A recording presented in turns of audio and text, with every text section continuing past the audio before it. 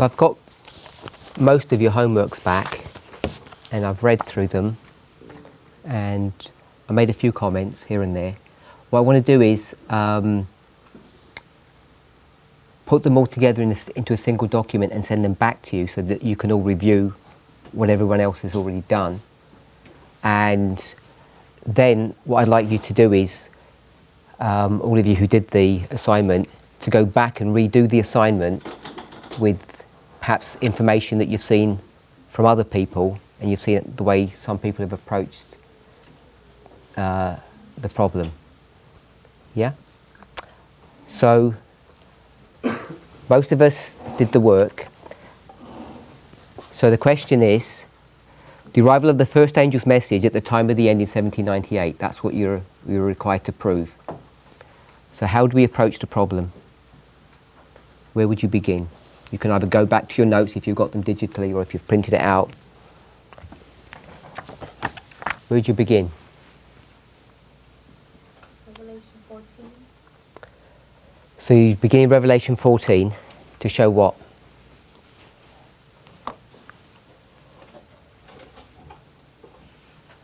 The first angel is the everlasting gospel.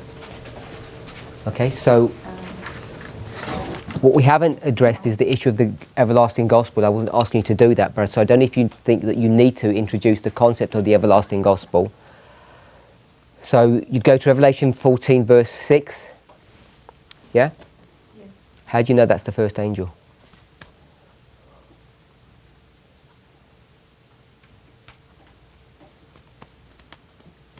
Brother Luke?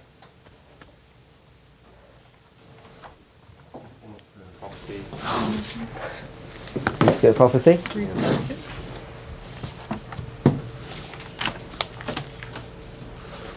Pull up find the quote for it, please.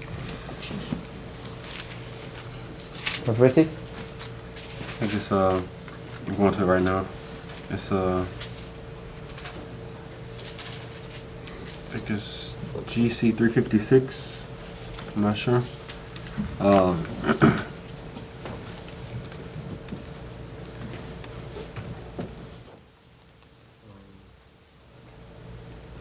Jonathan?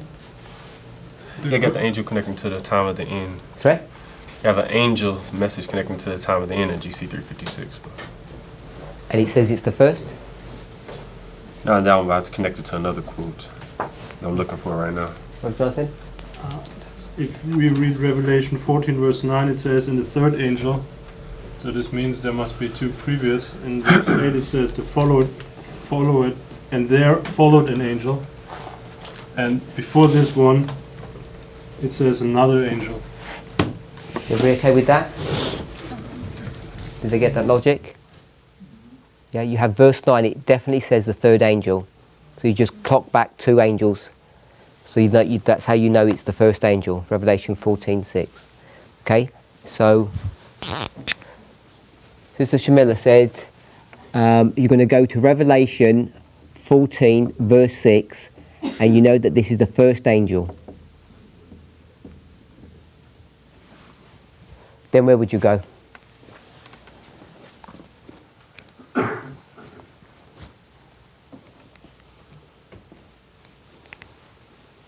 You all did your homework, nearly everybody, so you remember the logic that you employed. Maybe you wouldn't approach it that way, maybe you approach it a different way.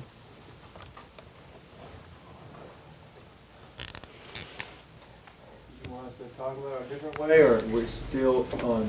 Oh, if you don't want to approach it this way, you can say, I wouldn't do it this way, I'd do it my own another way. So I'm asking, how would we approach it just as a class? Because then I want to go back and see how people actually did it. So do we, some people saying that's not the best way of doing it? How would you start, Brother Larry? Yeah, I started with going to Daniel 12:4. Okay, so you'd start in Daniel 12:4. Yes, and shows us that this book was sealed up,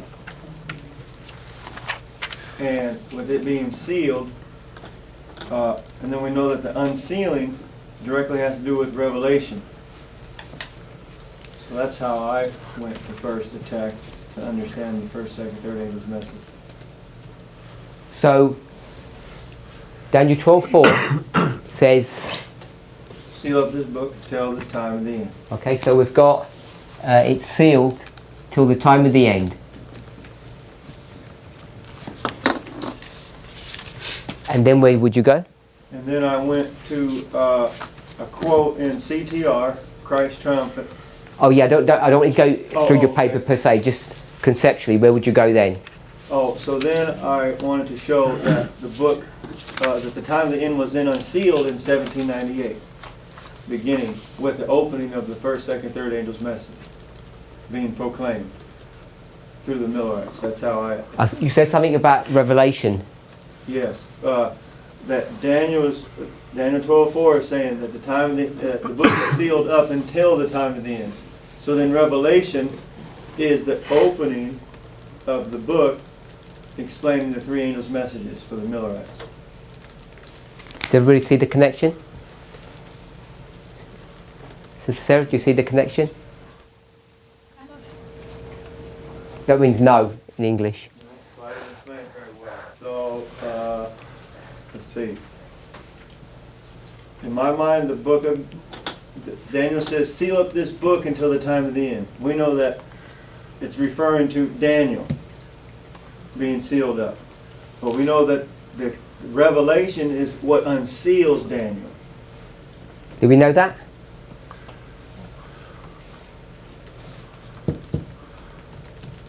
Explain. Sorry? Explain it when it's clear. So how do we know that the book of Revelation unseals the book of Daniel? I have the quotes, that's where I was. Okay, so I'll do it here. There's a SOP quote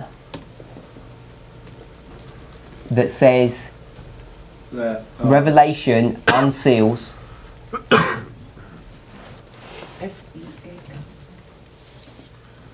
unseals Daniel. Okay? So you can provide a quote for that. Then what are we going to do? Anyone, if no one else is participating, so you carry on. yeah, okay. So Revelation unseals Daniel, then what? And then I mentioned that the Millerites on this line came to understand that. The book of Daniel and Revelation are going to give us the information Okay. of the time of the end. That's how I- Okay, but we've already got to here. We've gone to Daniel sealed till the time of the end, and there's a Spirit of Prophecy quote that says the book of Revelation is what unseals Daniel. Brother Jonathan? In my mind, I'm thinking different.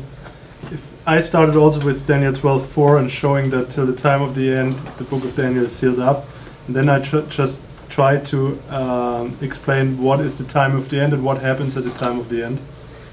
And for me, it says in Great Controversy that at the time of the end, after that, there's an increase of knowledge, we know from Daniel 12:4, and then there is a judgment hour message being proclaimed. That's how I tried. I first tried to show what happens at the time of the end. What is time of the end? Okay, so That was but that's my mind. you're saying there's an SOP quote that tells you what the time of the end is? What happens that at the time of the end, that there should be a message concerning the judgment be proclaimed. Right. Okay, so the GC 355. judgment. Yeah. Okay, then what? And then I tried to show that time of the end is 1798. Why are you bringing up the issue of the judgment? If you're going to go, then no, you're going to go to 1798. My point is to identify what happens at time of the end. And I saw at the time of the end that after that is an increase of knowledge. Time of the end, then there is a proclaiming of a judgment hour message. Time of the end, there's the end of a time prophecy. And I first tried to nail down time of the end. Okay, so And you're- to prove that time of the end is 1798. It was my first step. So which one do you want to do first? The judgment is not going to tell you it's 1798. That's right, yeah. This is just one point. Now I'm doing my next point about time of the end. I have an increase of knowledge at time of the end. I have Increase the knowledge about what? about the book of Daniel. Because it's unsealed at that time. So it's unsealed, and you're saying the unsealing of information is to do with The judgment. message. Sorry? It has to do with the judgment message. Okay, so there's an increase of knowledge on judgment. Yeah. I think so. Judgment message, yeah. So the next thing you want to do is tell us when it is, That's how I did, yeah. and it's the Spirit Prophecy quote. There is It doesn't matter what it is. So you're Yeah. saying when is the time of the end, that's how I did it, yes. and you're going to say that 1798. Yes. So and then I was trying to show that there couldn't be a judgment hour message before 1798, but after 1798. You do that. That's after that. The judgment hour message is after 1798. That's Okay. just my logic. Maybe I'm a little bit. Okay, so you're saying, from those two statements, you're saying you can't have the judgment until after 1798. Correct. Okay. So this would mean, in my logic, the first angel's message, whatever it is, cannot be before 1798. So where have you got the first angel?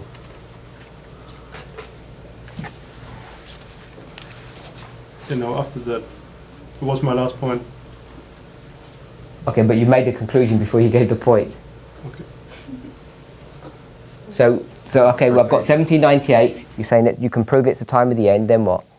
And then I tried to show that the arrival of the first angel's message is at the time of the end. And you got a Spirit Prophecy quote to show that. Yeah, there is one. So there's a Spirit Prophecy quote that says the first angel's message is at the time of the end. Yes. And I confirmed that with Revelation 14:7a, and then in my mind it was clear. What's Revelation 14:7 saying? The quote says, "The message of Revelation 14 proclaiming that the hour of the judgment is come is given in the time of the end." So I Okay. looked at the phrase "judgment is come," and this is from Revelation 14 verse 7, first part. Okay. Why did you put this one here? Why isn't this down here? Can be also down there. Yeah, but it could be anywhere. I'm asking you why you chose to put it up here and not in. What was the logic for putting it here and not?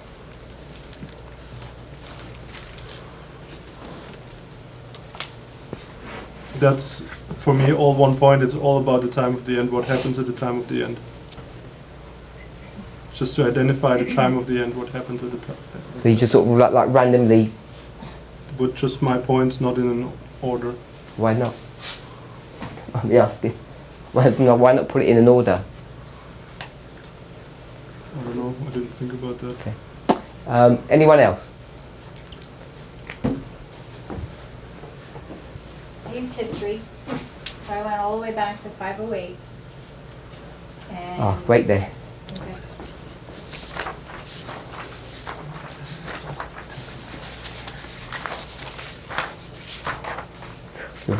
You're right at the bottom. Okay. Carry on.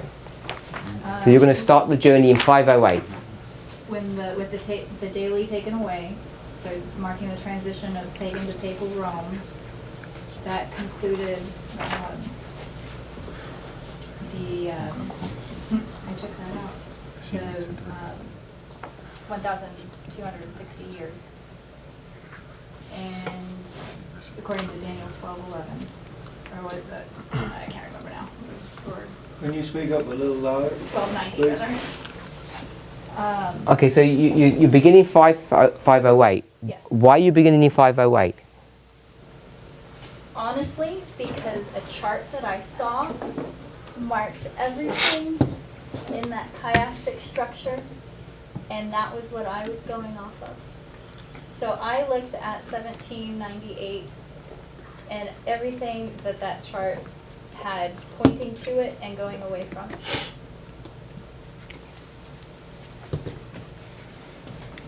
That was my reasoning. in that moment in time. And so the 508 was one of those pointers. What are you trying to prove in your initial idea? The back history of what the Bible, what prophecy is saying with the connecting of the 1,290 years, the 1260, the 2520. So why do you need to prove that 508 is some history that precedes 1798? My reasoning was that 1798 wasn't a standalone entity. It had previous causative factors that made it significance. Okay, so what is the significance of 1798? The time of the end, the arrival of the first angel's message. No, you can't do that. You just said you want to take us all this back history to show the relevancy of 1798. I think that's kind of what you're saying. So what is the relevancy? Because you've got 508, then you did 538. Yes. And you basically said that. So what is 1798? Even before that. Sorry? Even before that was 723 BC with the northern kingdoms. Well, let's go with these two to begin with. 20, okay. Okay, so you want to go back to 723 as well? That was the earliest date that I had included, yes. So what are all these teaching you about 1798 that's germane to... That it's a time prophecy fulfillment, that it's a date of significance throughout history. Okay, so you're going to introduce your document by saying all of these connected to 1798, which means 1798 is significant.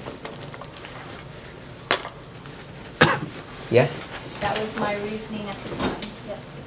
I don't know what that means. Did you change your reasoning? All the time, yes. We'll just go with the one at the time then. That's why I'm specifying. Okay. Because Christ sounds like you're backing out of what you said. I am open to other better ways of it being, so. Okay, but I just want to go through your sticking reasoning. with this, yes. So, what is the significance of 1798? Marking a transition From what to what? from pagan to papal Rome. I'm sorry, from the conclusion, from the pagan papal Rome concluding, from Clovis being. No, 1798. Thank you. Tell me what the significance of 1798 is, because you're given 3 time prophecies that tell you how significant this date is, and what is the significance of this date?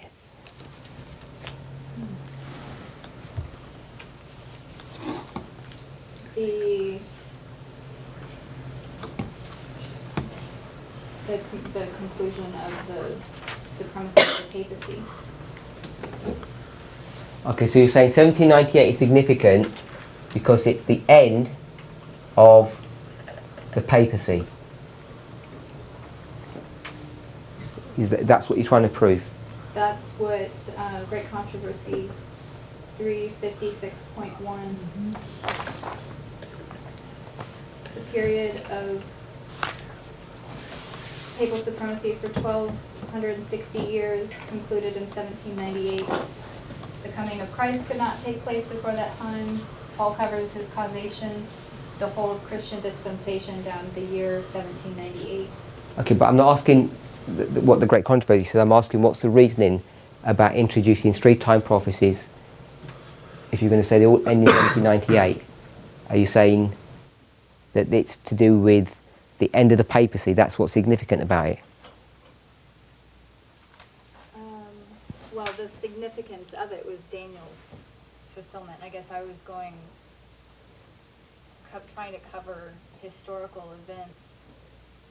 I can see you doing that, but I'm asking why. What was the purpose of that? Because it seems relevant to the other. So I'm just asking what the relevance is. Well, You're just choosing different words, and I'm going to carry on pursuing you. No, because I guess I don't know in other words other than borrowed from other other sources or other individuals, other than it's significant at marking the end of the time of the end. But what that means specifically to me right now, I can't be more specific to that. Okay.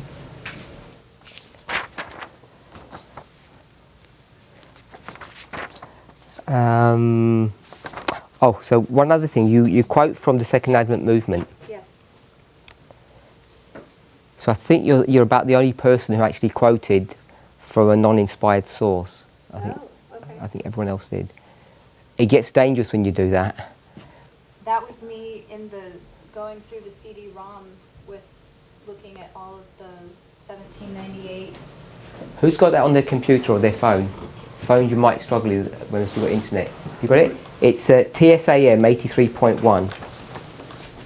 The actual proper coding on it, it's 1843 APH TSAM 83.1.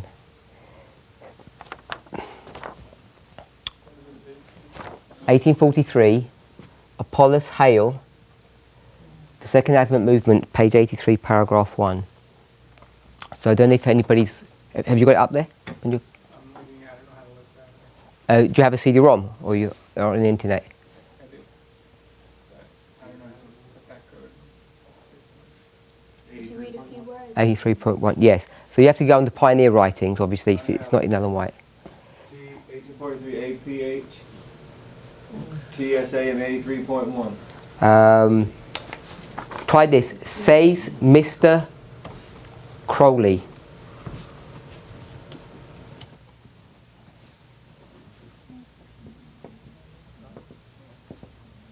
Yeah, I have it here. Yeah? Can you find it?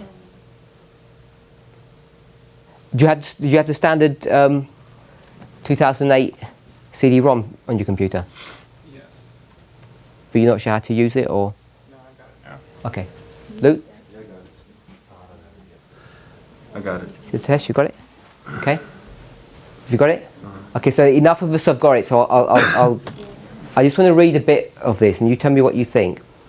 Daniel says, 1131, in speaking of the conquerors of Rome, they shall take away the daily and they shall place the abomination that maketh desolate. So is that historically correct?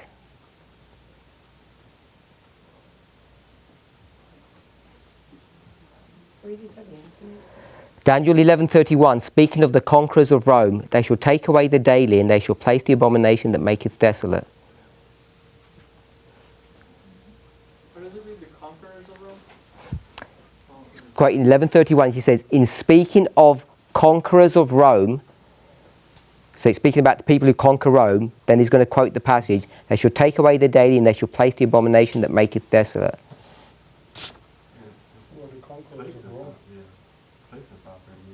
Sorry? They're placed in. They're on the throne in 538. Solid. Who is they? The papacy. Yeah, I think we all agreed that. But I'm asking you, is that correct? That's what I thought I was saying. 1843. Sorry, okay. No, I mean, when that happened, the event that you read, did it Well, quote the I date? don't know how you read it. If you, how you, I'm assuming that we all have some understanding of Daniel 11 verse 31. Talks about the placing of the daily. That's all they're quoting. They shall take away the daily and they shall place the abomination that maketh desolate. They do two things. Take away the daily, place the abomination that maketh desolate. And the person who does that, they say, speaking of the conquerors of Rome. So is that historically correct? No? Says Tess? I would think otherwise it was a conqueror of Rome. What she said? Okay. Repeat. What did you say? Couldn't hear you. I would think Odoacer was a conqueror of Rome, not the papacy. Who is? Odoacer. Trumpet. Oh, it is. He kicked out the last emperor, Caesar. Why do you say not the papacy? They don't have an army. Yeah, but why do you even mention the papacy? Do you think Apollos Hale is talking about the papacy? Oh, I just assumed that.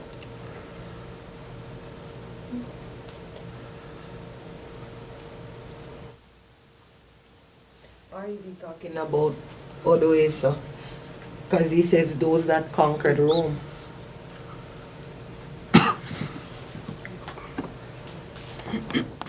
You've got, Further, the next line says, in speaking of the popery. yeah. I'm just wondering, but this first introductory sentence, is it actually correct?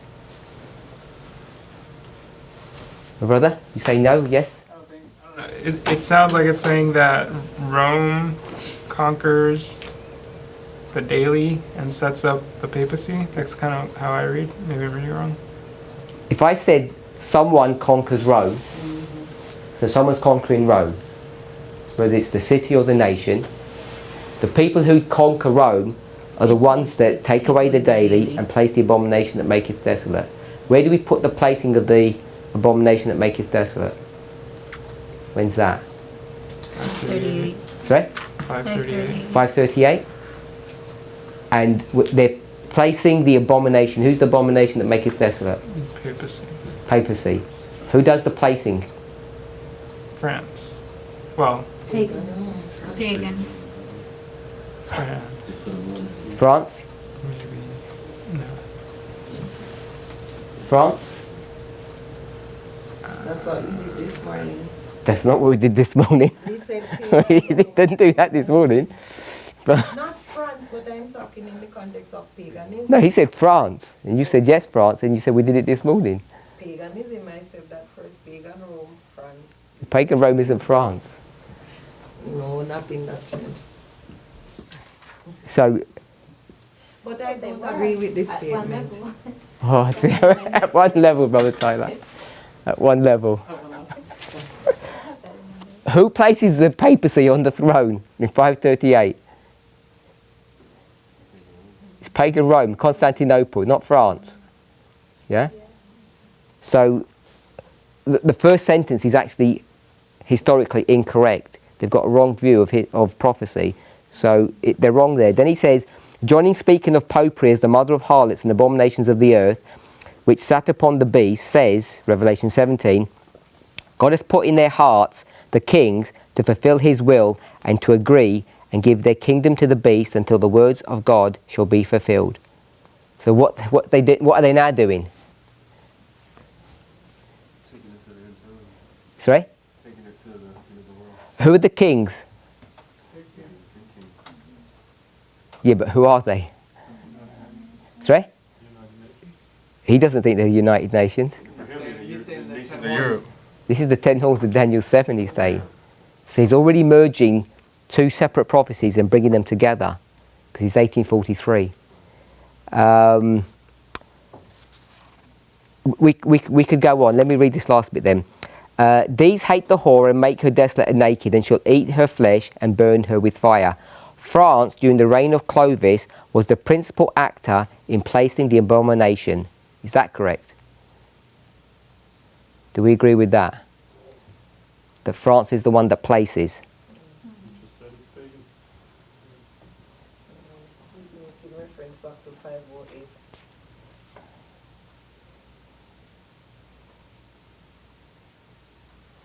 So all I want to say is that you use that reference as a kind of a proof, and most of it's, well, at least half of it that I went through is wrong. It's not historically, prophetically accurate. I guess I was going on a lot of assumptions. One, Hale was a creator of the charts. Two, it was in the CD. So I figured anything that was not accurate would have been left out. Unless having some kind of caveat attached to it. Unless there was and I didn't see it. What do we think about that? Everything on the CD-ROM is 100% kosher. Even if it's on there and they don't put caveats on, Adventists, even today, by and large, are pretty generous. They just put the information out, even if it's not correct, because it's a historical document. So if you just go to the Pioneer writings, you have to be careful before we're going to quote them as being true.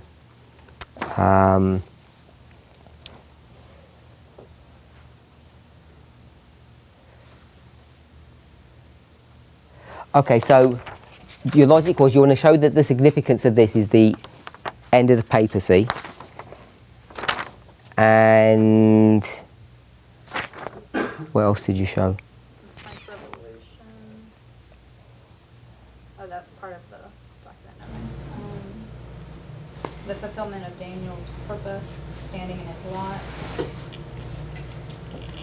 Okay, so then you mentioned two classes of worshippers at the very end. How does that demonstrate the first angel's message coming in 1798, the time of the end? Directly from biblical scripture. I don't know how that could have been, but just in listening to others connect concepts in videos or in conversation, that seemed to be a resulting effect of that, unless that was a mistaken understanding of mine as well. Okay, even though it may be historically correct, it's not germane to the subject matter that we were trying to. Okay. And then, because then you move on to formalisation in 1833. That was the after effect discussion of the event doesn't have it causes further consequences. There are things that it triggers. So of course it seemed to make sense to me to mention the future effects of that message coming. I made a mistake. You weren't the only one who did a non-inspired reference. Who else did that? Yeah, my sister. Yeah. So our sister went to Froome's work, Prophetic Faith of Our Fathers. And what were you trying to show from that? Why would you go to the Prophetic Faith of Our Fathers?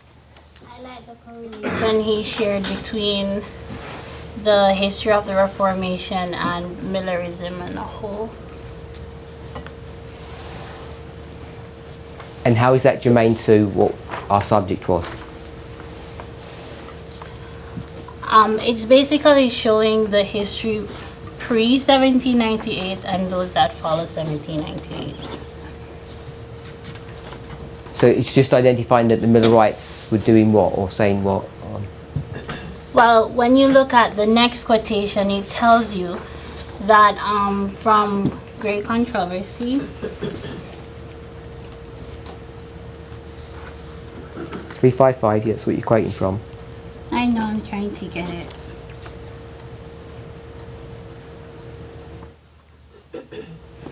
From Great Controversy, it tells you that no period before 1798 could the message of the first angel be placed. So the overall emphasis was to show that Millerism is a consequence of the Reformation, yet still, in a sense, it's speaking to the progression of the message of the first angel. Okay. So I want to ask you, so you said this in your document. There's been a long established fact within present truth that the first angel's message arrived within the year 1798. The facts used to support this doctrine are many, but within this piece, only a few will be mentioned. So you know many proofs, but you're only going to give a few. Can you give me some other ones? Because you only gave one proof. I only had space for that. I know, yeah, I'm not telling you off. I'm just saying, can you give us a couple of more? Because all you gave us is one Spirit of Prophecy quote. Yeah, remember we had covered that particular one. When we had class, we had covered the fact of Daniel standing in his lot within the time period of 1798 as a reference of the first angel's message being there. So, is this a Spirit Prophecy quote? Yeah. I'm only checking. So there's a Spirit Prophecy quote that says what? Daniel is in his lot? Yeah, Daniel stands in his lot. I have it up. So Daniel's in his lot, and what's that going to do? No. bear his testimony which was sealed until the time of the end when the first angel's message should be proclaimed to our world. 1798 and first angel's message. So, Time of the end, right? did it say time of the end? Yep. And time of the end. Yep. And this is when? What's this quote? TM 115.3.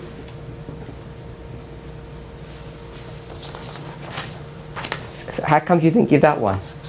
I didn't know about that. You did. You said. I quote you.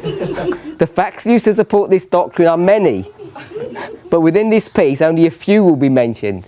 You only gave space for few. No, I understand. I'm And just I wondering. know that, no, there are many. The principle of this movement is that upon the testimony of 2 or 3 is a thing established. And those that are seasoned in the message are quite acquainted with more than what I know. But No, none of that's going to go anywhere. I don't know what all of that means. I was sharing. What do you mean testimony of 2 or 3? What does that mean?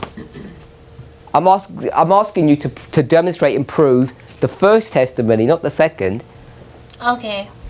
And you said there's many proofs to demonstrate the veracity of the first testimony. So all I asked you was for another one. You gave us one, Okay. GC 355, and all I And asked you for just some more. got another one, TM1. No, you didn't give us that. My sister gave us that one. Give me another one because there's many. Can I write another paper on that? Yeah, we could write another one. I'm more vocal when in writing than openly. Okay, so next time when you're more vocal, give us some of the many. I intended, but what happened is when I dropped that quote in there, it got to 441, and then when I dropped the other one, it got to 1,081 words. I'm like, Let me tell you, Parminder. some of your other fellow students, that they threw all of that out the window. They went to 5 pages. They were like about 3,000 or something. They were worried about limits. Okay, Well, you said 2 pages or 500 pages. yeah, I made a mistake because Sister Sarah corrected me on that one. Oh. She did 3/4 of a page. Well, and got the 500. 500 wasn't even 2 pages. It was quite short. It is. Okay, so Brother Luke took us to this place as well, didn't you? You took us there first, yeah? So you agreed with Sister Shamila. So go through your logic. Yeah, so I went to First Angel's message and then gave a explanation or just sort of an overview of what it is, and then I went to history. So what the 1260 and how we get to 1798. So that's how you do that. Yeah, and then I went. Then the next paragraph was on the prophecy. And No, tell us how you get to 1798. How you get to So we started off here, Revelation 14, then what? then I went to history. Began in 538 with the 1260. So you're doing what Just Sister not Lisa did? 3. Sorry? Not No, but you Just one. logic. You Yeah. follow the similar logic. just showing that it is 1798 is a waymark, Uh-huh. and then quoted Great Controversy 439.2. Why? Why? Just explaining the papacy and the 40 and 2 months, and So all of that is still an introduction and build-up. It's not even proving anything. well, it's just showing 1798 As- just a random date. Okay, so yeah, so you haven't proven anything yet. No, that's in the next paragraph. Okay, so on the first page, this is just all introduction. Then, Well, yeah, sort of, I guess.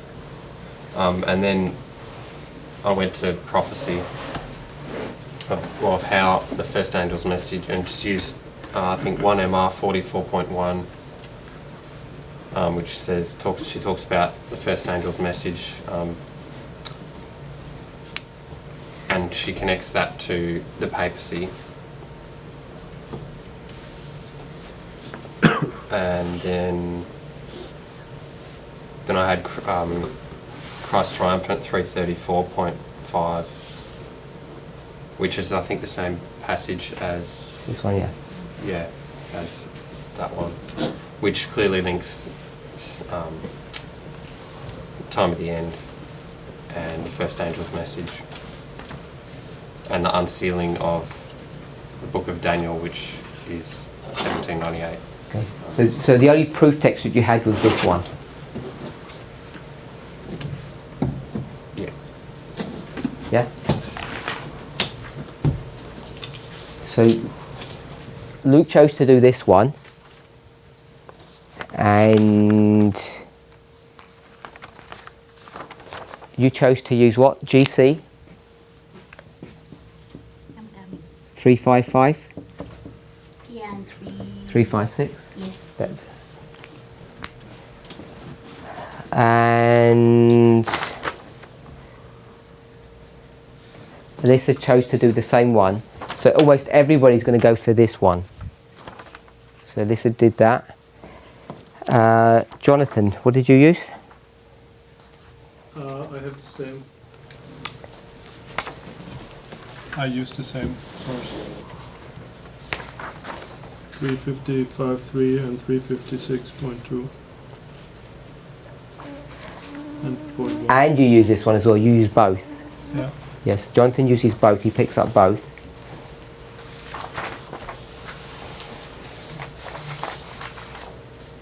And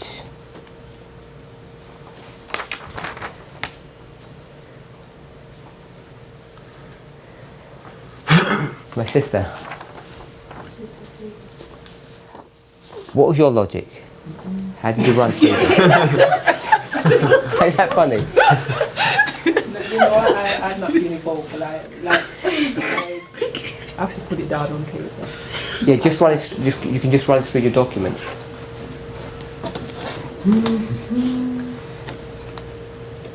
Okay. Or do you want me to read it? Would you prefer me to read it? But please don't question me though. Okay, I'll question someone else. So what Proxy. I did was Brother Ty, I'm going to question you.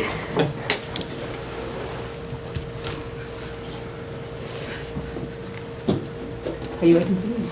Oh, yeah, I thought, yeah. Unless you want me I to. thought you said you were going to question somebody else. I'm going to question them after you tell us. Oh. Because I can't question you. I'm going to question someone else. Well, I just looked what the time of the end was and what took place around that time. And I was in Daniel 11, 40. I was in Daniel 12, 4 and 9. And I looked at the time when France made war with the papacy.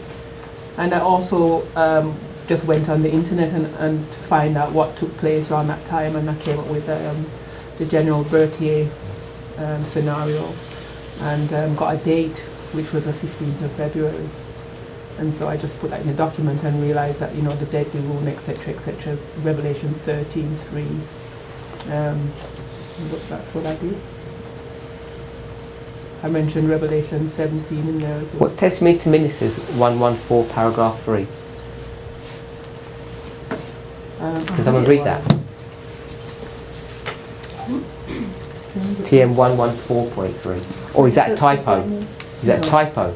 TM 114.3. When the books of Daniel and Revelation are better understood, believers will have an entirely different religious experience.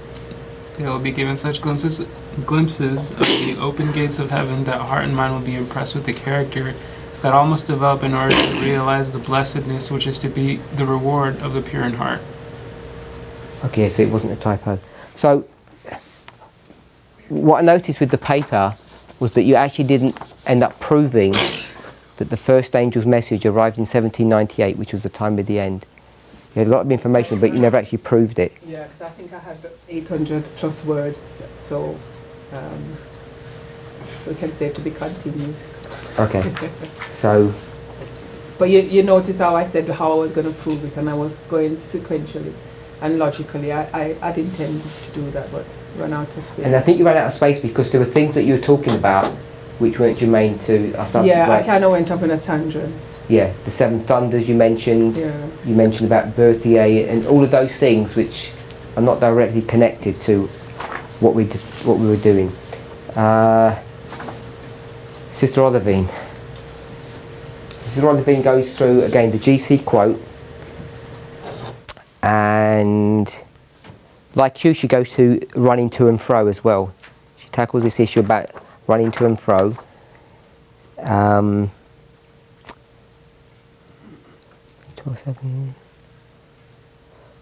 So run us through your logic, Sister Olivine. You do 355 paragraph 1 to 3. No, I just did 1 and then 3. Yeah, well, just 1 and 3. You don't even go to 56. No. So you quote these two? 1 because she says a great religious awakening is here. So she talks about the work of the first angel, which is a great religious awakening. Okay. And then paragraph 2 says that the prophecies itself dictates when this message will arrive, and then she points us to the prophecies of Daniel. And then I asked what prophecies of Daniel,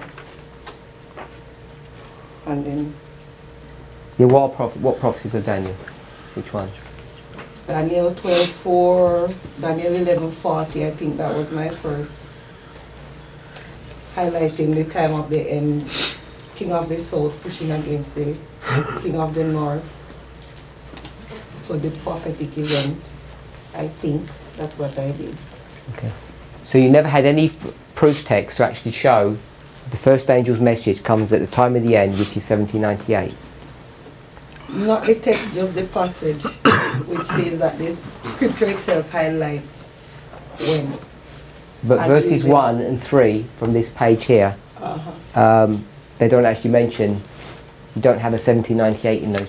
No, it doesn't. So, So you, that's why I used Daniel 11:40 and highlighted the historical event. okay, so you went to go to history as opposed to inspiration. Did we do that? Can we do what? As Would you use history instead of inspiration to prove something? History and prophecy must agree. At least you get it correct. Yeah. Brother Jonathan? What is if what is if there is no available history, then you cannot prove your prophecy? So And it's not true. prophecy first and then history. So I would have gone for a quote that actually has that on there. Sister Kathy isn't here. Sister Sarah. She again starts her discussion here, same way Sister Shamila did, yeah?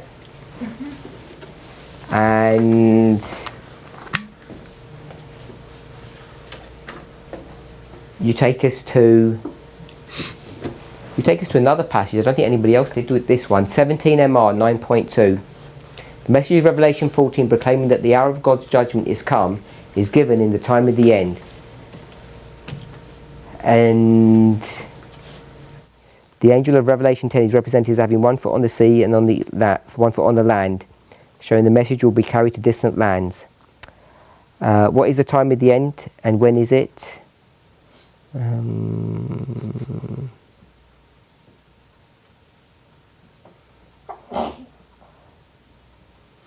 So again, I don't think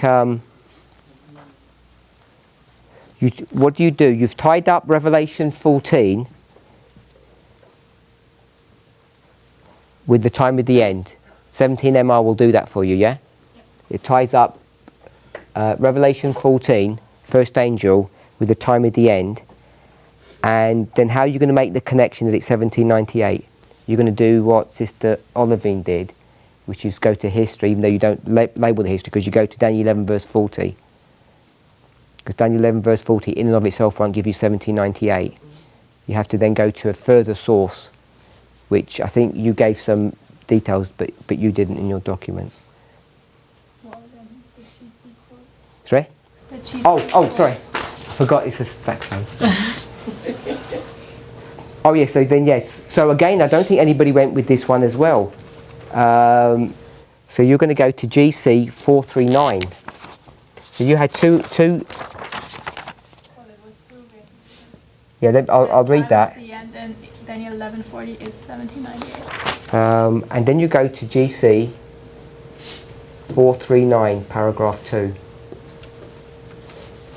I had that too. Which one? GC 439.2. Yes, I think you did. Sorry, yeah. Power was given unto him to continue 42 months, and says the prophet, I saw one of his heads was wounded to death. This period, as stated in preceding chapters, began with the supremacy of the papacy in 538 and terminated in 1798. At the time, the Pope was made captive by the French army. The papal power received its deadly wound. Okay, so how do you get from Revelation 14 to the time of the end to 1798? How did you make that jump? 1, 2, 3.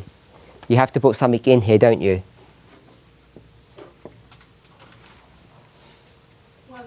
Well, the MR quote ties in Revelation 14 with Yeah, the so you got time of so you the got end. 14 to 17. That's correct, and Yep. then you've got the GC, which says 1798, and you have to put one piece of logic in here, which was the Daniel 11 quote. And the thing that now, what you're going to have to do is you're going to have to tell us what Daniel 11 verse 40 means. So you have to then explain who the king of the north, the king of the south is, that it is. I did before that. It was like 2 sentences about that. Yes, that's what I'm saying. my own You're verse. giving your understanding of Yeah. what that verse means. So I guess that's part of the. It's a fair enough argument, but then I would say, well, I don't agree with that definition. I don't think verse 40 teaches that as an example. So the proof is missing for that. Yeah. So the proof is because you're giving. So just in between here, this arrow is pointing in between here. It's 1140. And so you're giving us your interpretation of 1140 because you're saying this is the fight between France and the papacy, and then you've got a juicy quote that says France and the papacy is 1798. So you've had to put a piece of logic in here, which isn't in and of itself a proof text. You have to interpret a Bible verse to make that work. Did everybody understand that? Yeah. That's that one. Brother Larry's. So again, Brother Larry's going to go to Daniel 12:4, and then he goes to Revelation 14. And I don't know if we discussed this in class, but he makes a really good point that the book of Daniel is sealed. And how do you unseal the book of Daniel? You have to go to the Revelation. And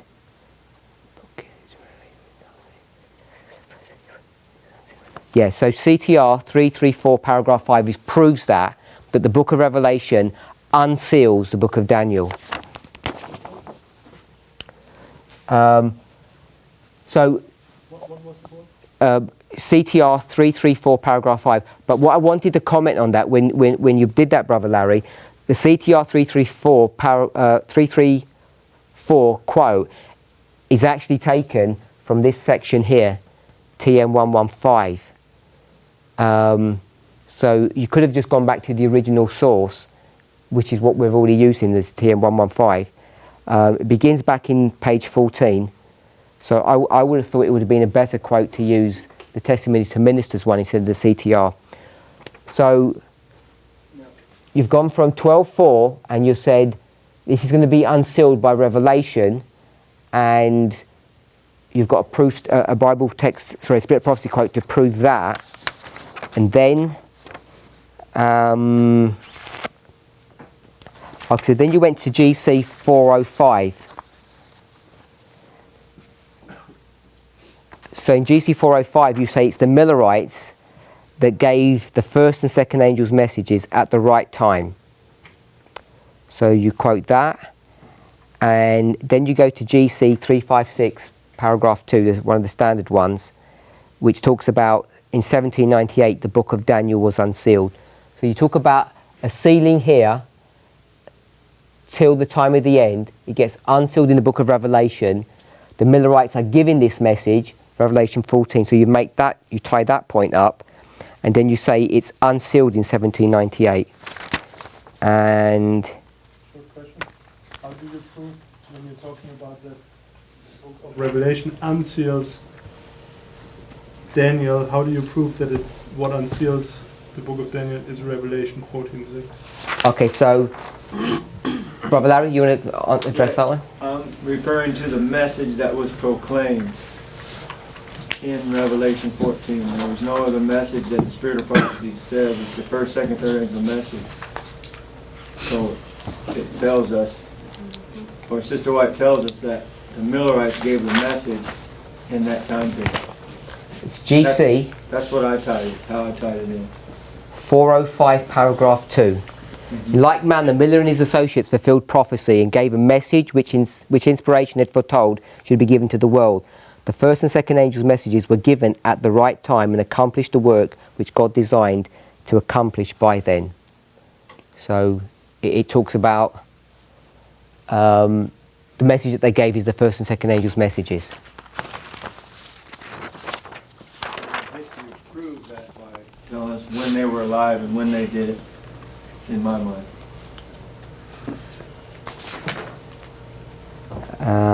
So that's that one. Sister Shamila.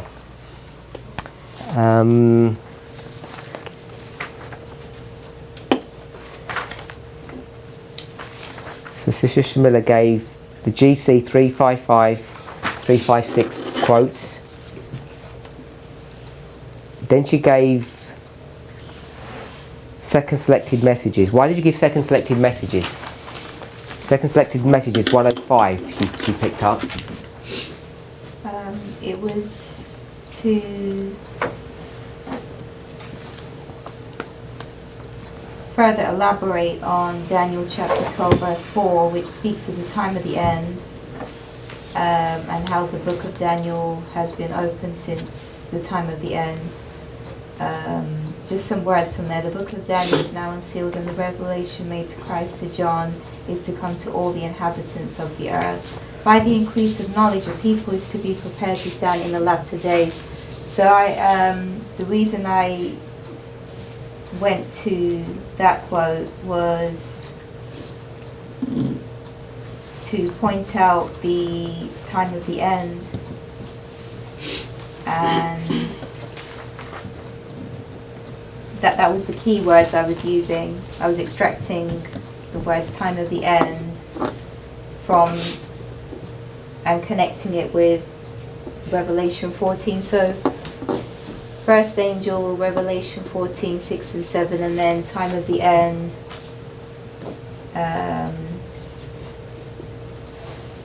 which is 1798.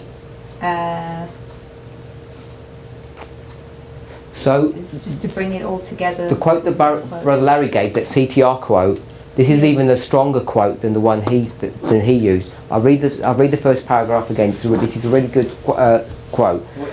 2SM 105.1. The book that was sealed was not the book of Revelation, but that portion of the prophecy of Daniel which related to the last days. The scripture says, "But thou, O Daniel, shut up the words and seal the book even to the time of the end. Many shall run to and fro, knowledge shall be increased. When the book was opened, the proclamation was made, time shall be no longer. The book of Daniel is now unsealed, and the revelation made by Christ to John is to come to the inhabitants of the earth. By the increase of knowledge, people is to be prepared to stand in the latter days." Then she quotes Revelation 14, 6 and 7. So Revelation 14, 6 and 7, the paragraph before, it says, "The book of Daniel is now unsealed, and the revelation made by Christ to John," so this is the book of Revelation, "is to come to all the inhabitants of the earth." And then she's going to quote Revelation 14, 6 and 7. In the Revelation, all the books of the Bible meet, and here is the complement of the book of Daniel. One's a prophecy, the other is a revelation. The book that was sealed is not the revelation, but that portion of the prophecy of Daniel relating to the last days. The angel commanded, "But thou, O Daniel, shut up the words and seal the book even till the time of the end." So you can get most of everything that you need just from this paragraph, except the 1798 date, which he then uses 355 and 356 to prove.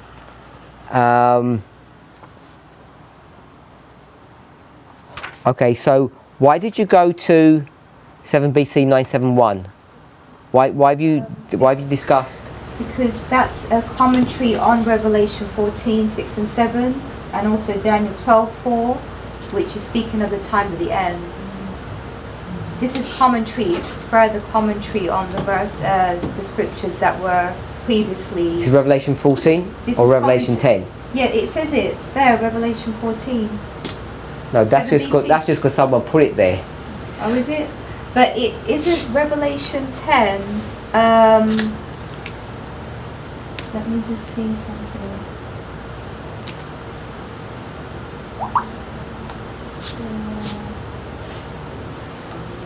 So when it says C, that's not her putting it there.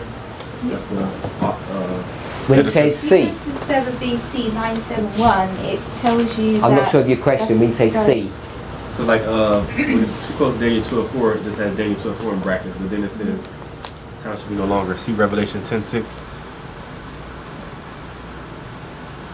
so I've only got what she's printed, what from her printed document. This is taken from 7 BC 971, and it says in brackets Revelation 14, 6 to 12, and Daniel 12, 4 to 13. So is that how it's given in your computers? Yeah.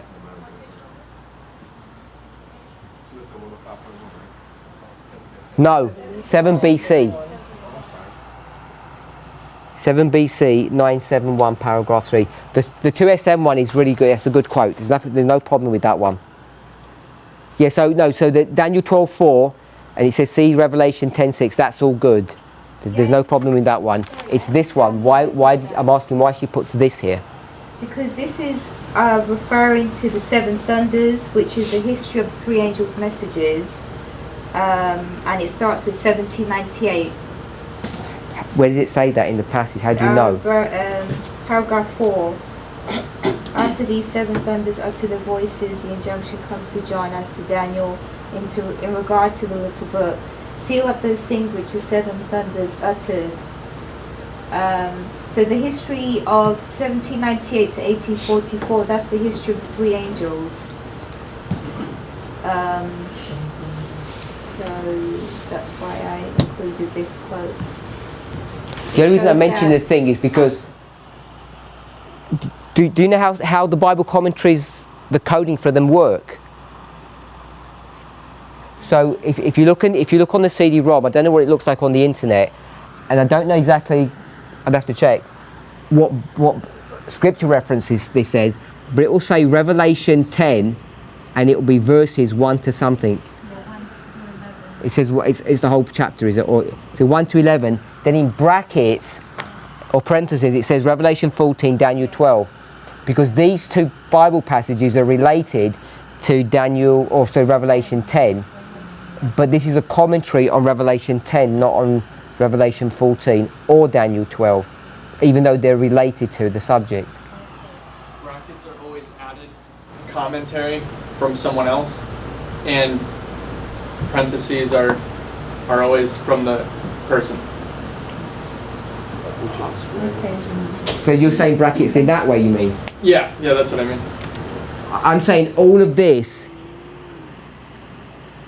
is not Ellen White. What someone's done is they've gone through Ellen White's writings and they've made an attempt to see what Bible passages is she referring to, and they create the Bible commentaries. Oh, never mind, this is the commentary. Right? Yeah, this is the Bible commentary. Oh, right. And so they're saying this passage is related to Revelation 10, and it is. It's a correct way of doing it. But the ones that are in parentheses here, they're saying it's also connected to Revelation 14 and Daniel 12. So all I'm saying is 7 BC 971, even though it's connected to Revelation 14, is dealing with Revelation 10. It's not Revelation 14. And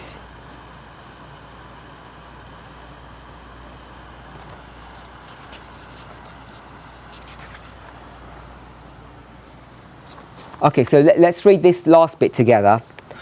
2 Thessalonians chapter 2 verse 3. Key words, man of sin. So everybody knows 2 Thessalonians 2:3? Yes, you want to read it to us, sister? Anybody? 2 Thessalonians 2:3. Let no man deceive you by any means. That day shall not come except their coming falling away first, and that man of sin be revealed, the son of perdition. So I'm going to read what Sister Shamila said.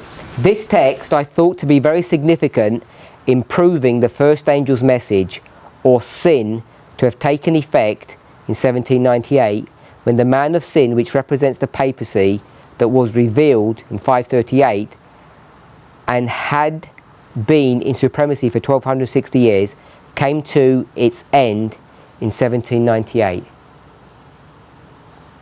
So did everybody catch that? 2 Thessalonians, it's called the man of sin. When is the man of sin revealed?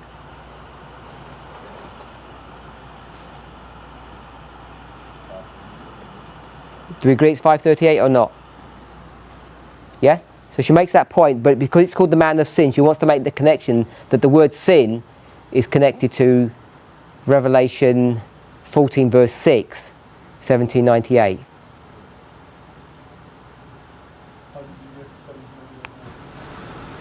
Can you repeat that? Because the papacy rules for 1260.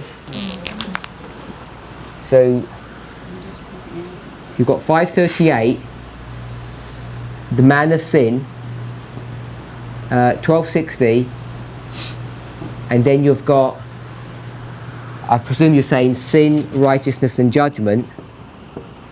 So she's picking up the word sin here and connecting it to the word sin here from John. Correct, Sorry? it might not be a correct interpretation of it, but I just, yeah. So that's why I'm asking, is this the correct methodology, that it says the man of sin here, and then you're going to go to John 16:8, where it says sin, righteousness and judgment, and make a connection there? Sister Tess?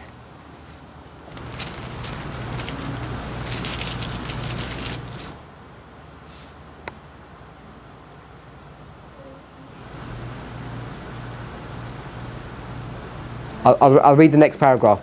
Therefore, the first angel's message, sin, taken from the phrase man of sin or papacy, was on the scene in 1798 when it had lost its authority as a state power, however not as a church power. Brother Jonathan?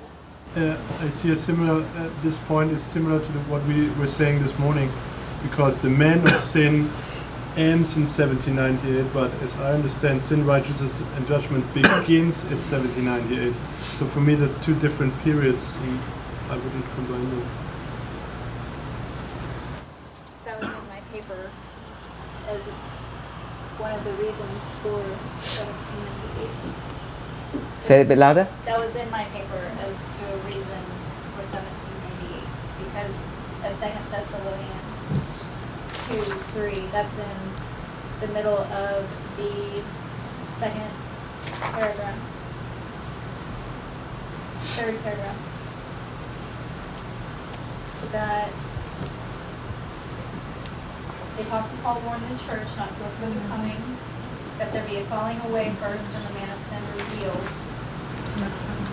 The mystery of iniquity, the son of perdition, that would maintain the supremacy for 1260 years, and this period ended in 1798. So you mentioned 2 Thessalonians, but I'm not sure if this is the correct way of applying proof texting. Just picking up a word that says sin and then connecting it to that sin. So I don't know what other people think about it, but I don't think that's the correct methodology. For the Mario's paper, again, he's going to do what a number of you have done. Begins in Revelation 14, and he then quotes GC 355, and then again he quotes from GC 439, takes you to 1798.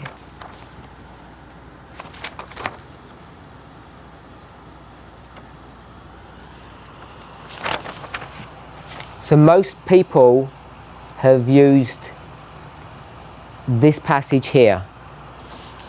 Did anybody, have I missed anybody's thoughts?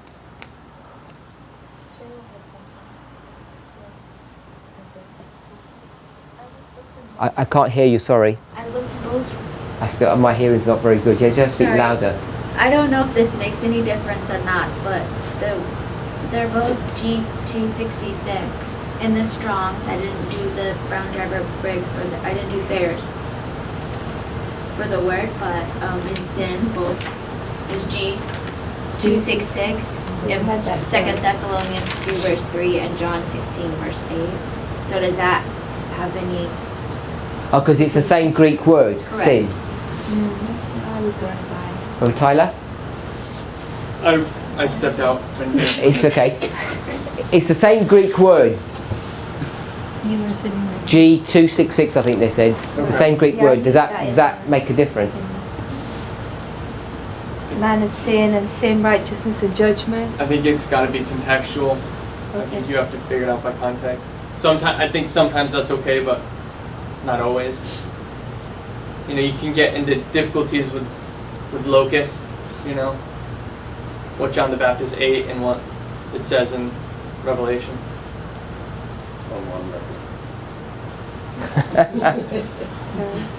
Okay, so I don't think there's that many Spirit prophecy quotes that allow us to understand that the time of the end is 1798 with the arrival of the first angel's message. We've listed, I think, most of them, unless someone knows some other ones.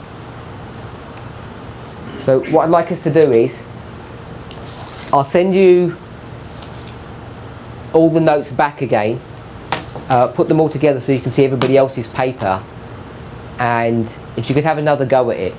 Some people just listed the quotes out without any commentary. Some people didn't put things in a logical sequence. So have a rethink about it. I'd like you to think about the sequence that you're placing these, your logic in. Some commentary on why you're quoting these passages. And have a look at the other passages people are using. And maybe let's have another go at doing this. Same 500 words. Sorry? Same 500 words? You can use a few more.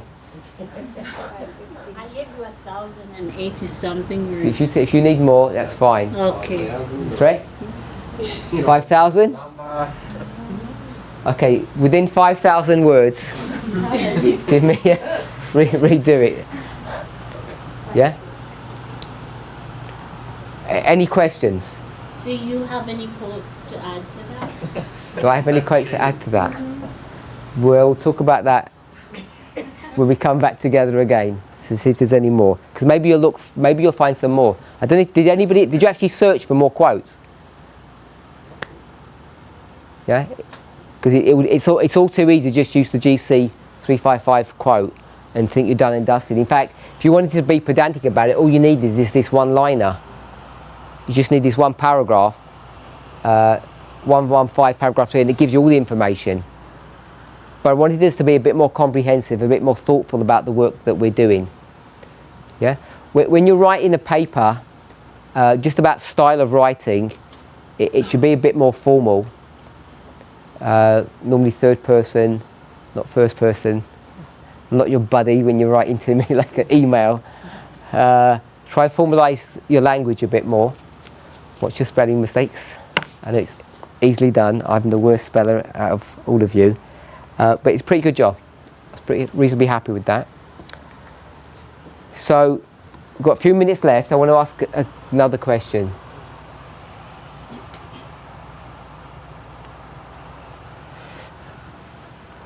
Someone read Revelation 14, verse 6.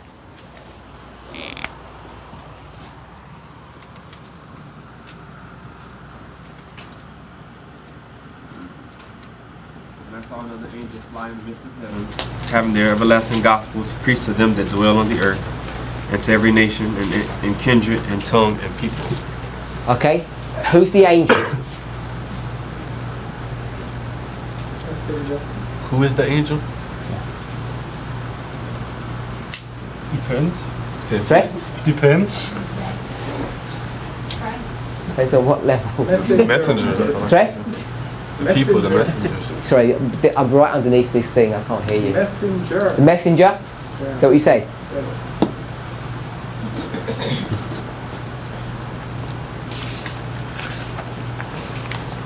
You said Christ? I've heard it said. I've heard it say it was Satan before. I'm asking what you think, not what you heard. So what I think is that another angel, I feel like that needs to be investigated further, because if it were the first angel, why wouldn't he say the first angel? Or is he simply saying another angel because he's already spoken with many, and this is one in this special sequence? Well, it must be one in this special sequence, because by the time you get to the end, it's the third. So this must be the first in the sequence. It's not the first angel that's interacted with John in this book. Well, so the Christ goes back to, or is the 7 BC 971.3, is that only pertaining to the third angel? As Christ being... No, 7 BC meant at one point, it's talking about Revelation 10. The same quote that said no other person is than Christ. Okay, so we've got an angel. It says the messenger. Someone said that? Yes. Brother Jonathan? Yeah, it's correct. An angel could be a messenger, but No, it has to be, because that's what the definition of angel means. yeah, Going to go any further than that? God's people. So you say it's God's people. Anyone else? I have a quote. Can I read it? No, I just wanted to know what our thoughts are first. Okay. Who we think it is. So I think it is God's people who receive the message and proclaim it. So it says God. So God's people. We have a quote for that one. Yeah, he's got a quote as well. Just so. For God's people. Anyone else besides any more information? I would say more than one. It has more than one meaning, the angel. Right? It has more than one meaning. Okay, you want to give us another one? Or do you agree with these ones? Yeah, I would say all of those. I'm going to take this one out, because I think angel actually means messenger. The So I don't know if that adds anything to it. Remnant Church? Sorry? The Remnant Church? Remnant Church. The remnant of what? The remnant of what's left of, the people that kept the faith from the beginning. I can't hear you, sorry. The remnant of the people who were keeping the faith from the beginning, the pure church. Okay. So you just told me it's the remnant of the church at the beginning. Right. Any more details on that? Just that? Just. Well, because people have come into the church and terrorists have come into the church, and they're, I don't know what you want to call it, Christian by name or Protestant by name, but they don't do the first works. So the remnant are those who keep the purity of the message as it came in the beginning. Oh, so you're saying the remnant are the pure people? Yeah. So you're saying, so I'm gonna change. I'm gonna say you're telling me this means wheat only. That's what you just said, I think. Is that what you just said? Whether you agree with that now? That'd be the church. Is that what you just said, though?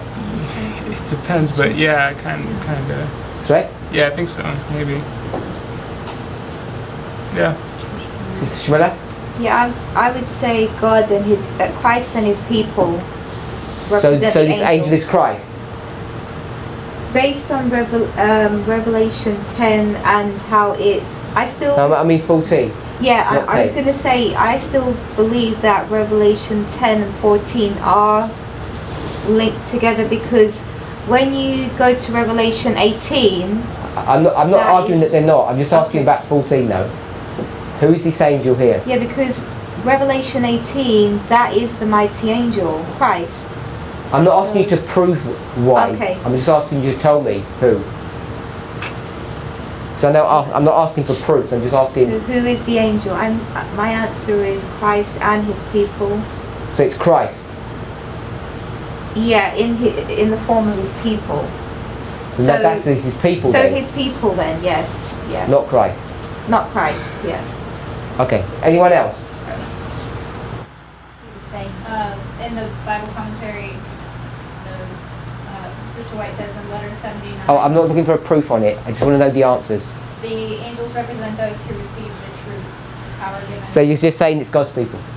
Because that's the same one they're going to give me in a minute, I think.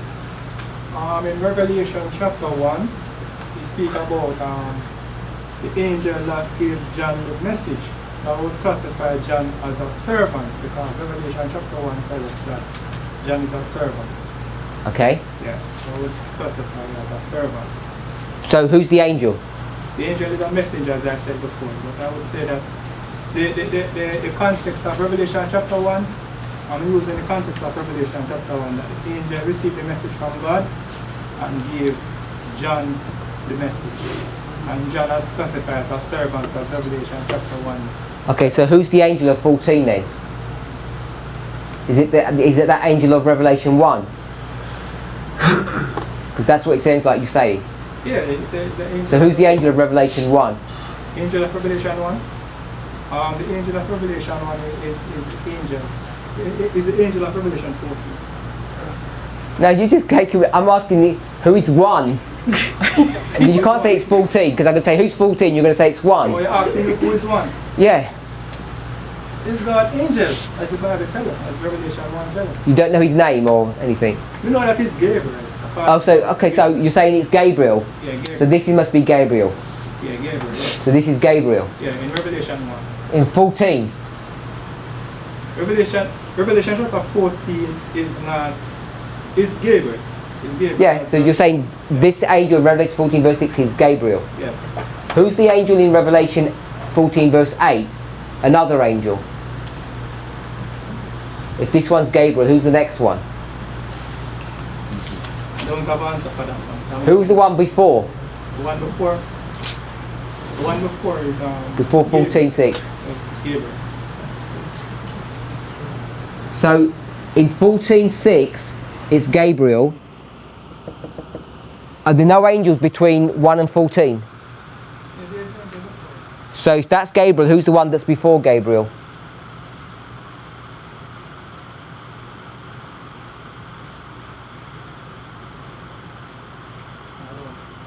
Okay.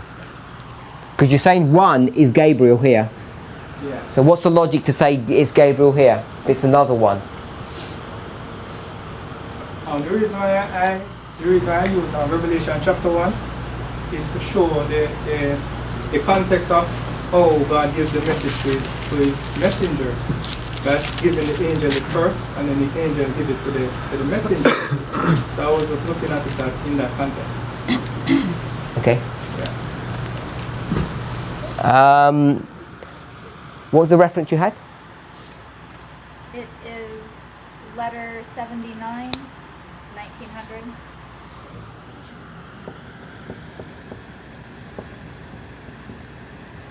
Is that the same one that you had? Is that the same one you had, Brother Lab? Okay. So it says that the angel is God's people. And who are we giving the message to? We're giving the message to the world. Okay? So it's the worldwide message. Why she laughs and she runs out? What is that? So it's a worldwide message in Revelation 14 verse 6. Everybody agree with that? Yeah? When did this angel come? Sorry? 1798. Okay, let's skip over here. 42 years. Yeah, 42 years. What year are we in? We're in 1840. And now where are we? Sister Shamila? Sorry, could you repeat that? We've jumped 42 years. We've got a worldwide message in 1798. Now we're in 1840. What chapter are we in now? Revelation 10. So we're in Revelation 10. Okay, who's this angel? The mighty angel. Now who is it? Jesus. You're saying this is Jesus? Yes. So this one was God's people, and this one is Jesus. Who is this angel, my sister? The same quote that you had written on the board for memorization says it's no less a personage than Jesus Christ. So you're telling me that's Jesus here? You're going with Jesus? For now, yeah. Let's do that for now. Could be, yeah. Sister Tess? His people. Oh, what's that? Sister Tess? So we've got God's people. Brother Larry? Can I change mine? Yeah, that's Jesus. Jesus? Revelation 10. Coming up before. Jesus. Sister Shamila? Yeah, I'd like to change it to God's people because I don't want to laugh. Christ and his people. Christ in the form of his people. So the people. Yes. Anyone else? Brother Mario? So you're sticking with people. Brother Larry? Yeah, that angel that comes down is Jesus. Not the people. Brother Jonathan? I'm intending to say it's God's people because they gave a message. But how do we conceptualize the quote that clearly says it's Jesus? I'm referring to Revelation 10 verse 1. If you guys are referring to anything else, then yeah, 10 verse 1 is Jesus. Now, if we weren't recorded, I'd say something, but I'm not going to. Because I'll get into trouble. Okay, so we're in 31 AD. Jesus has gone where? Holy place. He's ascended and he's in the holy place. Someone pull up the verse, or you probably know it offhand. Oh, I'll find it if I can.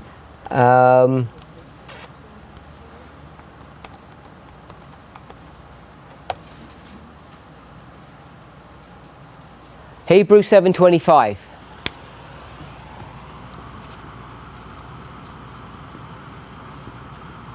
This relates to Matthew 13, verse 24 to 30. Same issue. Wherefore, he is able, who's the he? He's able also to save them to the uttermost that come unto God by him, seeing he ever liveth to make intercession for them. Yeah, so that's Jesus. What's he doing? Always interceding with his people. Where are you supposed to be interceding?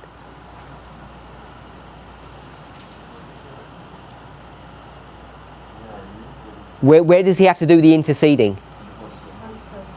Sorry? The most holy place. The most holy. He's not in the most holy place. He's in the holy place. When Hebrews 7 is written, he's not in the most holy place. He's in the holy place. So he has to be in the holy place for him to do that. So if Christ is going to come down from heaven and come back down to earth, when he came back down to earth, could he intercede for us at that moment? Sorry, where did he say holy place? No, he didn't say holy place. I said in AD 31, where does Christ ascend to? Everybody agreed it was the holy place. Revelation 5 goes into the holy place. And then Hebrews 7:25 says, he ever liveth. He's always living to intercede for us. Yeah? By the way, does he intercede for us during the Day of Atonement?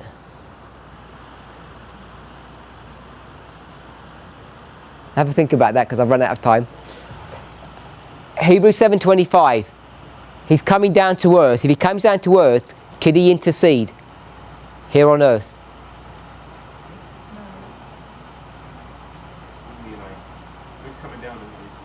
When he comes to John and out of Patmos, or Sorry? What do you mean when he comes down? Which part are you talking about? Revelation 10 verse 1. But you have him in the holy place. Oh, Revelation 10 verse 1. Gotcha. He's interceding and then he's coming down. If he came down, he cannot intercede because he's not in the sanctuary. It's not literal. Sorry? It's not literal. I can't hear you. It's not literal. It's spiritual. Okay, so who's the angel then? It's Christ, but it's not literal. So there's no one literally doing anything in 1840. God's people are literally doing something. So hence my question, who's the angel? God and Christ's people. It's both answers. Both. They're both correct. So God comes down? In the form of his people. Where were his people before then? Christ and God's people, they're the same. Were his people above somewhere that came down? No. No. So his people have always been down here? Yeah, literally. Yeah. So is it Christ or is it his people? The message comes down spiritually. I don't know. Okay, so you're going to call this the message now? So the message comes down? Yes. Where did it come down from? From God. So it wasn't here before? No. So there was no message before, it only comes down now? Yeah. So before, for the last 42 years, there's been no message? It hasn't become a testing message. It's being formalized. So was there a message or not?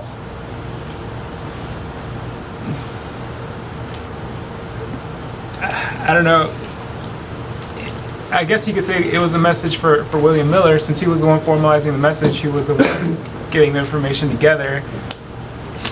It might have been a testing message for him if he was gonna, accept the truth. The word testing into this. Yeah. Richard. I'm thinking, in light of what you're saying, it brought back a quote where Sister White talked about how angels frequently visited William Miller, and then you have Christ's birth, angels coming and declaring his birth and all that. So it's the angels, the literal angels who deliver the message to God's people, and they take it to the world.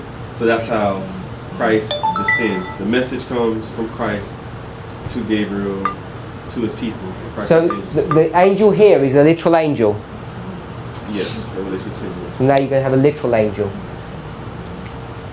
But what do you mean? What do you mean? What do you I said, is that a literal angel? You said yes, so I just wrote it down, and then you're backing away. No, what I mean is, I'm not saying, when I think when you say literal angel, I'm thinking you're saying it's something you can see. No, you quoted the birth of Christ and something else, and so William Miller. Yes, because literal angels had to visit him. I'm just saying I heard they're not visible and all literal, that. so I just said, who's this angel? And you said, I said literal angels. You said yes. I wrote it down, and you said no. But just because it sounded worse than what I was trying to say. It looks worse when I write it down. Yes, it looks worse. It looks fanatical. Literal angels. You're saying that, Brother Larry? You still think it's Jesus? So he came down from heaven. That's what the quote says. Yeah, but you think he came down from heaven? I'm taking it as it reads. A yes or no will do. Yes, sir. Yeah, because there's another. Okay, so when did Jesus go back to heaven? Once. I don't know. No, I'm not trying to humiliate anybody. I'm really wanting to think about this. I'm not trying to crack. I don't. Yeah. Anyway, I'm not trying to embarrass anyone. If he came down from heaven, you got to know when he went back to heaven. I don't know. It doesn't say from what I know. When. I just assume he go back. Okay, I've 10 minutes over. This is difficult because we've got to wait till Wednesday now before we finish this class. Because I'm not allowed. Well, I'm going to try. I'm not supposed to mix and match. So if you can try and remember the thoughts, I'll try and remember where we are. What was your point with that? Just. Oh, because it's our next homework. Huh? This is the prelude for our next piece of homework. Oh, okay. So I was hoping we would hammer this out, and then I'm giving you your homework. That's what I said. We were laughing because it's so interesting and provocative. Some of the yeah, train it's of not. thought I'm not. about Yeah, it. I just want to make sure because on the camera it might not come across that way because when people are watching they don't get the ambience here. It's not mocking anyone. It's just the logical conclusions. You express it just nicely then. And Does he have to leave the sanctuary to give the message? if he came down, if that was Jesus, it says he came down and he put his feet. Brother Larry, just one other point while we're here. When he came down, what did he do? He put his foot on the earth. Literally? Well, that's what it says. It says Yeah, but I'm asking you, did he literally do that? I'm thinking that. Did he put one foot on the sea, literally? I never thought about it being literal. I mean, but I just assume that it is. It represents those things. So I'm saying, yeah. Must be his people. I just assume So you assume that. Yeah, he came down and put his feet, one foot on the sea and one foot on the earth. So what part of the earth would that be? I don't know. United States. And then what part of the sea? I don't know. Because then you're going to have problems when you start. Obviously, you can start seeing the problem with it. Is even if he was on the eastern seaboard, unless he's just talking about the beach. I mean, if it's the sea proper, Jesus then becomes like a giant. Right. And you start getting into problems if you start mixing literal and symbolic all together. Because Ellen White's going to even tell you what that means, because she tells you that earth and the sea means what? Worldwide extent of the message. So it's not even the Atlantic, it's going to go right round the earth. If you start making this Jesus a literal Jesus that's coming literally down, her commentary then begins to break down, and you get into a problem that you're forced now to mix literal and symbolic. So, by the way, the standing on the earth and the sea, what does it represent? Is that all it represents? Supreme power, not power. Old world and new world. Sorry? The old world and the new world. Okay, so you're going to say now the old world. So now you're saying that the sea is Europe. So now you're stretching from the United States to Europe, which is an even bigger problem. And Brother Luke said what? It doesn't even represent any of that. It represents something different. It represents his power and authority. It doesn't even represent a worldwide message. So it has at least two separate symbols just in that context. So just in closing, I want us to try and begin to see that even though, this is where I get into problems, or get into trouble, not problems, that if it's just a straightforward reading of the Spirit of Prophecy begins to be problematic. So even though she says it, I'm going to say, even though she says it's no less a personage, it isn't Jesus that's coming down. You get scriptures fighting against one another if that happens. He's not ever living to intercede for us. When does he go back up? You have that problem. Then you have the problem of where he's standing. Is it America, Europe? Is it the Atlantic? Is it worldwide? Does it show his supreme authority? Because if you do that, if you follow on what Brother Luke says, it says it waxed what? Greater or stronger till what? And more determined from age to age. Does it say until something? To the concluding scenes. Yeah, to the concluding scenes. And by any measure, 1840 was not the concluding scenes of the great controversy. We haven't even got to the concluding scenes yet. We're still not there. So that means Jesus must have stayed on earth all of this time since 1840, which means he cannot have been interceding for us. He could not have transferred from the holy place to the most holy if you make this literal Jesus. So I hope you all got that piece of logic, because it's not just a worldwide message. It takes you to the conclusion of the great controversy, and that means he remains here on earth from 1840 all the way till the very end. And we know that he doesn't do that. Let's pray. Heavenly Father, we thank you for your goodness, your watch care and your mercy over your people. We ask and pray that you would be with us and bless us. Lord, as we come before you, we want to thank you that we can have joy and happiness in opening your word. You can bring us even moments of laughter. We hope, Lord, that we continue to honour you, even in the lighter moments of our studies. that we would honour you and to glorify you through our words, our thoughts and our actions. Help us, Lord, to have a correct understanding of your word so that we might come to a correct application of these things. Be with us to this end, we pray and ask in the name of Jesus. Amen.